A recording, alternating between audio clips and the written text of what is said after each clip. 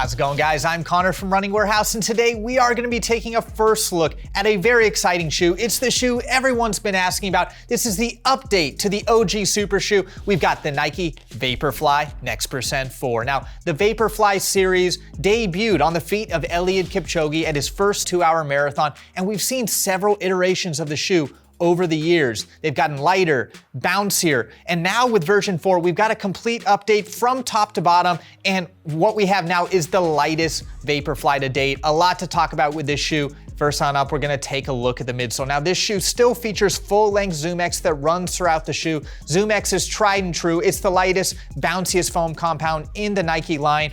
Over the years, it has been finely tuned, finely dialed in to be just a little bit lighter, a little bit softer, and that continues on with this version. This is gonna be the latest version of ZoomX, and it feels amazing on foot. Now, from a geometry standpoint, this shoe also gets some small changes. We do see some inspiration from shoes like the Alphafly, especially in the heel. You get that extended heel that is kind of shaped very similarly to the Alphafly. And then as you go through your stride in this shoe, very smooth.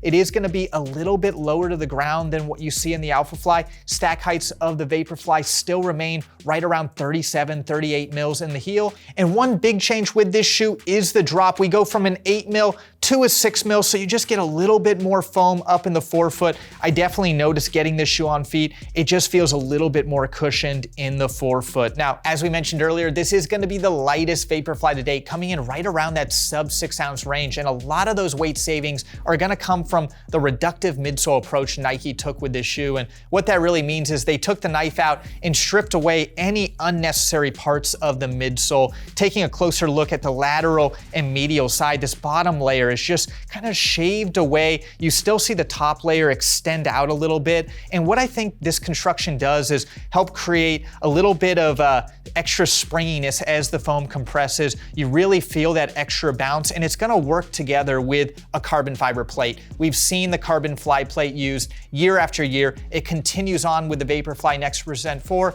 and really helps create that classic Vaporfly feel. Now, moving on down to the outsole, we're gonna see some small changes over the last version. Really the biggest change coming in the forefoot. The last version had lots of cutouts surrounding the forefoot. Now it's been completely filled in. We've got this nice soft rubber that really conforms well with the road and provides that extra bit of durability and traction. Then as we move on down to the midfoot, we're gonna see an even bigger cutout. The last version was really just cut out in the midfoot, now extends all the way down in the heel, just reducing even more midsole compound and further reducing weight. And then of course in the heel, we've just got some small rubber strips for extra durability. From a net base perspective, very similar to that last version. You're still gonna have a nice wide forefoot, and it narrows down into the midfoot. If you're looking for a wider net base, you might wanna go with a shoe like the Alphafly, but I feel like this setup works really well for the Vaporfly, gives it a little bit more nimble feel. Now, last one up, really wrapping the shoe all together, we've got a new engineered mesh upper that's really gonna address some of the fit issues we saw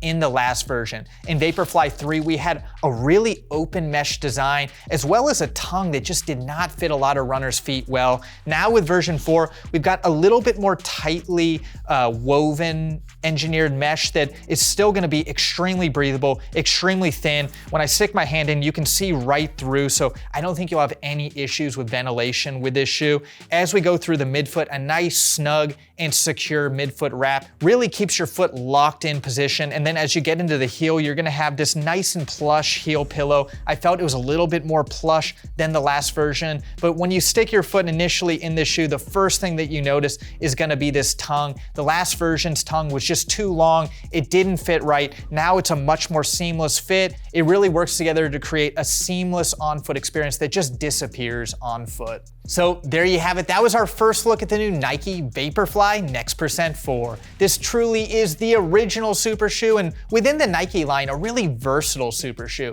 We see pro athletes use it in the 5K and 10K and all the way up to the marathon distance. While it lives side by side the Alphafly, I'd say this is gonna be a little bit more nimble, just a little bit lower stack, but still has that fast and protective experience to go pretty much any distance. If you're looking to get the Nike Vaporfly Next% 4 on your own feet, you'll be able to find this limited edition prototype colorway in very, very limited pairs here at Running Warehouse in March 2025. But If you aren't able to get your hands on a pair, not to worry, more colors, more inventory come in the following months. To be sure to stay tuned on all the latest updates regarding Vaporfly Next% 4, be sure to check out runningwarehouse.com.